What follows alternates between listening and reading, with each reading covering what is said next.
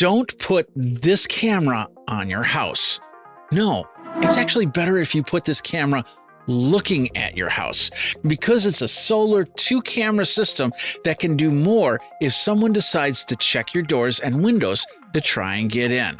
We're going to look at how portable this security camera can be next on Geekazine. What's up, my geeks? Jeffrey Powers from Geekazine, Think Magazine, Put in a Geek. Now, the Aosu Security Cam T2 Pro is a dual solar-powered wireless security camera. There are 2 cameras, a 170-degree static camera and one that can just pan and tilt to stay on a subject. This can give you dual 3K images with night vision. There is also an 8x hybrid zoom, but it is digital, so I wouldn't put the camera too far away from your house or business or whatever you're trying to monitor. You can add 256 gigabytes in a micro SD card if you don't want cloud storage options, but subscriptions are available. A 9200 milliamp battery is inside and it will power the unit for a while. The dual solar on top will charge this camera, so no external power is needed and can be set up anywhere. For example, a pole facing your house. Now, before we get started, I do have to mention Aosu sent me the product and is sponsoring this video. All opinions are that of Geekazine. You can find out all my policies and procedures over at geekazine.com/review. And of course, if you want to help out, we do have a Patreon support area as little as $1 over at patreon.com/Geekazine, and send a one-time tip. All you have to do is go over to venmo.com/Geekazine. Aosu is a global security brand that was founded in 2021. They basically specialize in smart AI tracking equipment and have an in-house support area. This is important for that next question you might be asking. Is Aosu secure? The answer is as secure as any high-end security camera can be. Aosu uses self-built software for their cameras and supports it. It's not software code that's basically built by somebody else and sold to the company. The app is Chinese-based, but your cloud data is held in the United States on AWS servers. High encryption. They don't have access to the camera feed. And keep in mind, I get asked by many companies to review devices.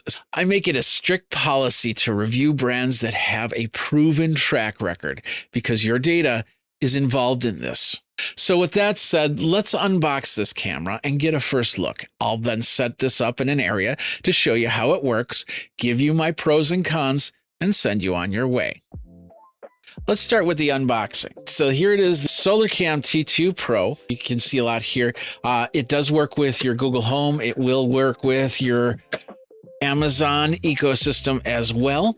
What we have here to begin with is we just basically have a box of accessories. We have another box of accessories here. And then of course we have the camera. Let's go ahead and take the camera out. There it is right there. Inside here, we have it looks like a USB-C extension cord. So it's a C male to C female. So if you do need to run power to it, you can do that. We have the mount for the camera and another C to A cable. You also want to initially charge the camera via the plug, get it ready to go. We got the solar panel right here, and then a whole bunch of screws and anchors that you can use to mount up your camera for whatever situation. In this next box, we probably have some more mounting equipment. And then, of course, we have the camera itself. Let's go ahead and open this up. Let's see what we got. There we go. As you can see, we have the 2-camera system. Now, this is the first camera. And of course, we have, it looks like 2 cameras down here. Let's go ahead and take off the film.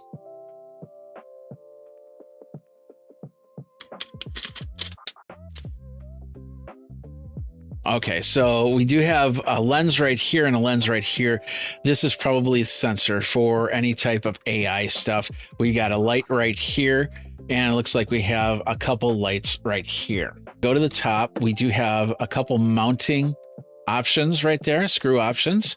On the top of the camera, that's where we're going to access our micro SD card. It's also going to be where we can power it on, reset it, and do a few more options there. We'll put that back on. And we will put a micro SD card in there.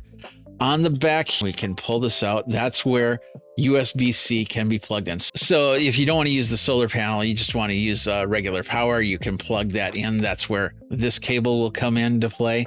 This cable also will run to the solar panel. You can put this onto wherever you need to. It doesn't have to go right onto the unit. It can go a little bit farther away, especially if you have this underneath your gutters or anything like that. You can put this into a more sunlit area.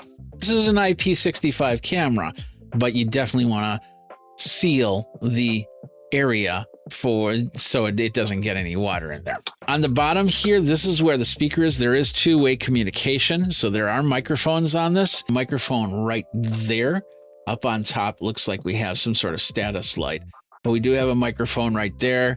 And I don't see any other microphones in the front. But of course, if you're talking to whatever, maybe you're telling your wife, hey, can you bring the burgers in or something like that? I don't know. That's where that comes in. So on the back, we have where we can mount this, and we're to see how that mounting. But this is interesting. This is an articulating arm. So let's say you want to kind of move the camera like this. Let's say this is the side of the house, so we want to put it right there, but have the camera point forward. We can definitely do that, or turn it around like this and have it go straight out from your wherever you're using it. So that's a pretty interesting option. One thing that is missing from this is some way to lock it. So if this is up high and somebody gets up there, they could do this and turn that away. And then of course, this becomes blind spot from the 360 camera. Now, keep in mind, even though it says 360 and it does a good job, look at how I just turned it 180 degrees, it has a stopping point. And there's no way around it. If it has to go further this way, then it has to turn all the way around and come back here to continue on with that. But of course, it does also have the tilt, and it tilts down. Doesn't tilt down all the way, so you can't see directly down, but you can get pretty close to that, which you'll be able to see shoes. That's the bottom line if they're standing underneath that. So that's the important. And this is I can hear the whir when I'm turning this, so that's all belt driven, which is great. So this you don't have somebody just come in and try and turn it. It will give you a little bit of resistance. We'll have the USB cable, and notice how it does have that orange rubber around it. That's keeping that nice and sealed up when you're using it. Let's go ahead and take this solar panel out. As you can see, there's the solar panel, comes with the USB-C and the same seal here, but we can put it on this cable. It's going to be sealing the connection. There's little tabs on the side, so if I really push it in, it will lock. I'm not going to do that right now because I'm not 100% on how I'm going to have this set up in the area. But this is the solar panel. It says it's a dual solar panel. It says remove the film before use. It shows you how you can use this attached to the camera or detached to the camera. It's a 3-watt solar panel. They do have 5-watt options. And with this is the T2 Pro. There is a T2 Ultra camera system where you can use multiple cameras, and you can get a base station, basically set that inside, connect it up to your network, and then these cameras talk to the base station rather than straight to the internet, which then can also hold your data. So you can have a little bit more security. If somebody takes down this camera, the base station will capture all that footage for you. Bottom line is there it is. We can put it right on top of the unit, or we can send it off to a corner of the house or whatever where the sun is best set up, use the USB cable to plug that in, and we're good to go. The two mounts that we've got on it, the first one, this is the first mount that you put onto the house, and as you can see, it does have a little pressure zone for locking. It'll go in like this and lock down like that. We'll pull that to bring it back out and out. And then of course we have this one right here, which attaches right on top of the unit. That's where our solar panel can be. Of course, if we detach the solar panel, put it somewhere else, we can then attach this. So that's the unit. Let's go ahead. We don't have solar power here, but we do have power. And what I'm going to do is I'm going to plug this directly into USB to kind of get this powered up, plug it into a power source. We do have a green light back here telling us it's on. There's a power button inside the top of here. So we'll go ahead and push that button on. Hold it down for a minute. I heard a click. Hello. Hello. I'll let it do that. It's definitely going through a standard check of its motors and everything like that. I'm going to pull out the app. We can scan the QR code, or it's actually seeing the camera right here in vicinity because it does have a Bluetooth connection. It says check the last 4 digits of the serial number or on the rear, or just basically scan the device with that QR code. So we can add that. It's then asking us if we want to use the camera independently or use it to the base. We don't have the base, so we're going to do that independent. And I'm guessing if you decide to get the base station a little bit later, that you'll be able to switch that back. Let's go ahead and continue.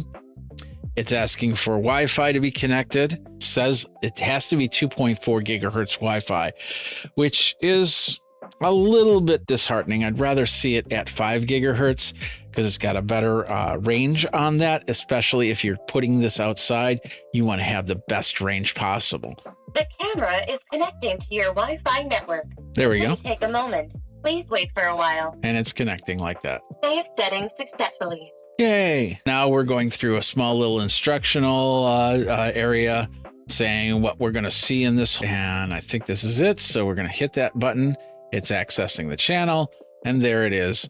Right now it's upside down. We have the 2 cameras. There's this camera down here. And then this one's actually looking around to see what's around the area. And now I think it's going to start finding me. And there we are. I'm upside down, so it might be a little bit confused on that. So we'll go through the settings. AI surveillance, which we can set up from here. We have the detection settings, detect person, detect vehicle, to detect pet, which is great because you don't want to, if the car comes up, your car comes up, you don't want to get notified every single time. The focus cam auto tracking, which allows detections when on, always stay fixed when off. Dual cam protection, or just the focused cam detection. We can adjust things automatically and set up our area. Let's go ahead and look at our notification settings. We can do push notifications. We can do immediate mode or intelligent mode. We can be told if by person, by vehicle, by pet. The Protect Plus, which is it looks like a subscription for there. We'll leave that out. We've got default view, which basically it prevents any type of missed recordings. You want to set the default view first. So, and that's basically the home view is a better way to say that. So we won't start that just yet because we're not set up in the right area. We've got the night vision. We can do black and white night vision, color night vision, or natural lights. Basically, that's for overexposed scenes. But color night vision, if you've got lights in your driveway or whatnot that's illuminating the area, you won't need the full night vision. But if it's completely dark in your front yard or your backyard or whatnot, the night vision would probably suit you best. Video audio, we're setting at UHD 3K, but we can switch it over to smooth mode. I'm assuming that's going to be a little less bit rate there. And then, of course, we got the 2-way speaker where we can change the volume. Privacy settings, so it will record sound. We can turn that off if we need to. We've got the battery management, which is right now at 75%. It is plugged in, but I could unplug it and this camera would still work, but we're letting this charge up to 100%. I always like to charge up my cameras to 100% before I set them out because they get really tough to try and charge. Let's say the solar panels, it's not been a sunny day for a couple weeks and this thing is down to like 2%. That solar panel will keep feeding that puppy so you can keep that as close to 100% as possible. You can show the battery percentage on the home page card, which I'll do. I like that idea. Scheduled sleep. So let's say you don't want it to do any monitoring from 8 o'clock to 9 o'clock at night because you're out at the grill. You're going to be out there anyway. You can set that right there. We got the LED status lights. A lot of people don't like to have the LED status lights on. There's a status light right there. It's a blue light. If I hit that button right here, that status light turns itself off. Connect up to our Echo. We can connect up to our Google Home. We just have to set that up. Probably put in for Amazon and put in the skill and Google Home as well. And then, of course, firmware updates, reconnect Wi-Fi, other settings. And then, of course, if we want to completely remove the device to take it down to replace it with a newer, better model, we can do that from there. We got the PTZ option right here. So if I'm in the living room and I just want to see around, I can do that. And of course, talk to people. If we hit the ellipsis here, we can add illumination. There's the lights right there. Turn that off. Ugh. We can add tone. So a happy tone or a sad tone, I guess. I don't know. That's weird. We have the alarm. I'm not going to hit that button because I have a feeling it's good. Well, let's hit the button. Let's see what happens. You've got the voice alert. Some simple. Please put the package at the door. Yeah. So if you don't want to talk into the speaker, you can just basically say, Hey, what are you doing here? what are you doing here? What's the third one? Please get out of here now. Now. Here's the tracking. We can turn that on and off. We can calibrate the unit right now. It's going through the calibration process. And then, of course, we can tap to view. The events is all subscription stuff. So once it also records, we'll be able to see the history. There's the history right there of this. And then, of course, we can set up the subscription from there, which we won't do. Other than that, there is a support portal with phone numbers, email addresses, if you have any problems or anything like that, setting it up or anything like that. So that's the app. There's probably a few more things inside of this app that we can look at, but let's go ahead. I'm going to put a micro SD card into this thing. We've got everything set up. We've got SD card in there. I chose a micro SD card from Kingston. That is the Kingston Canvas Select Pro 128 gigabyte card that's in this camera right now. And I mounted the wall mount on the side here. So we're doing the indoor test first of all. Of course, the camera is off and now it's on the mount. As you can see, it's got an adjustable arm, so I can move this closer to the wall or farther away. And just to remove it, all you have to do is push in on the tab above and slide the camera up. All right, it's now going through the startup cycle. As I press the power in, you got to press it in for a few seconds. And as you can see, it's now starting to figure out where it is, what it's doing. It does not have the solar panel, doesn't have any other external battery on here right now, but I wanted to see how much power it will go through in this first test. Now you can see my studio from here. It's looking right at the PTZ that is looking there. So that's kind of got a stare off going. We've got the overhead cam, which is that 170-degree view. And then, of course, we've got the PTZ cam. And if we do this, we can move that PTZ. There I am right there. And I don't see a way for me to zoom it in. But as you can see, I can get a good shot of everything. I can go down, I can go up, like so, and it can see me and work from there. We got a lot of lights on. Let's go ahead and turn many of them off. We've got standard night vision that's going from here. You also have the color night vision and a lot more. You can see from both cameras easily. And once again, if I pan it, it will pan as well. Get me back to where I am. We've got full night vision off of this camera and the ability to do the AI tracking with the follow. We also have the illumination, so if you need it in color or you need to see a little bit more detail, you can definitely have that automatically turn on when it detects any type of movement. But it does a pretty decent job with almost no lighting. And what people will see is this: if lights do not turn on or you don't have any illumination options on there.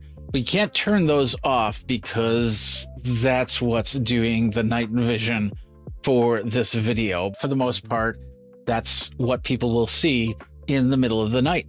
I went to a local community center that I work with. I put the camera opposite of the building to show you what it can do, because better than a house, this actually has a little bit of throw depending on how far back you have the camera.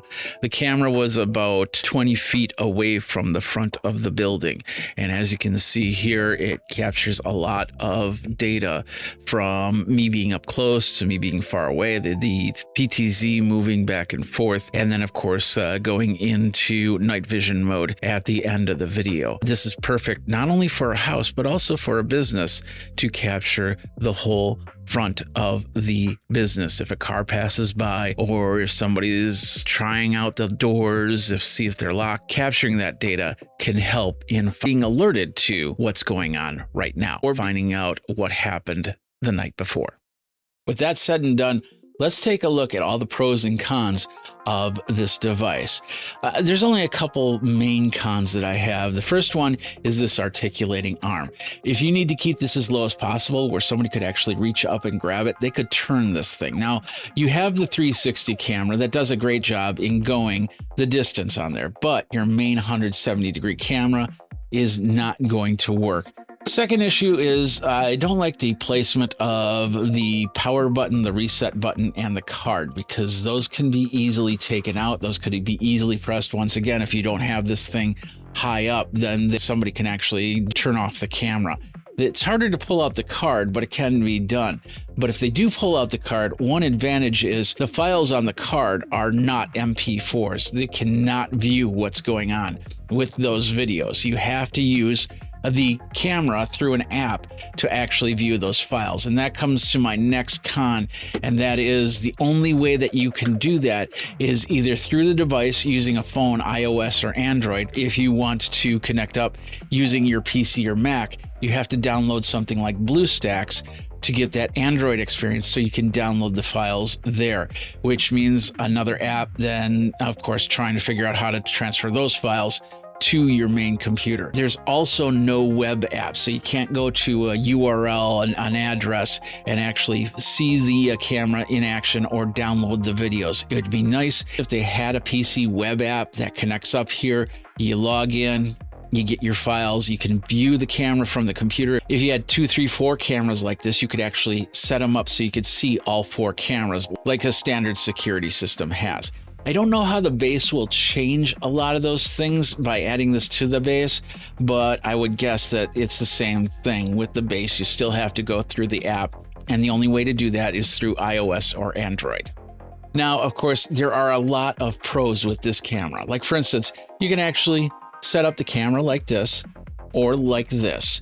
You can set up the solar panel wherever you want, and I like the fact that you can actually detach this from the unit. I've had some security cameras where that was just not a possibility. We all know that sun does not rise and set in the same position. During the winter, you might have to move this thing to get some sun, and especially if you're in cold winter states, it's more important to get as much sun as possible. So by moving this, you definitely don't have to move this. I also like how the app works. It's nice high resolution video, even in night mode. We saw a lot of video like that in there. And of course, being able to control it, however, through the app is great. I just wish, like I said, that there was a web page that I could go to access these files, maybe turn the camera if I need to, or if I'm down by my computer, not close to my phone, and something happens, I have to go over to the phone just to access the microphone, access the speaker, when I could call up a web page and do the same thing. But let me ask you, what do you think of the Aosu SolarCam T2 Pro? Let me know down in the comments below over at Geekazine.com, youtube.com/Geekazine, where you can like, subscribe, and of course hit that bell notification so you know when the next video comes out. Until next time, my name is Jeffrey Powers. Thanks a lot for watching. You guys geek out and stay secure.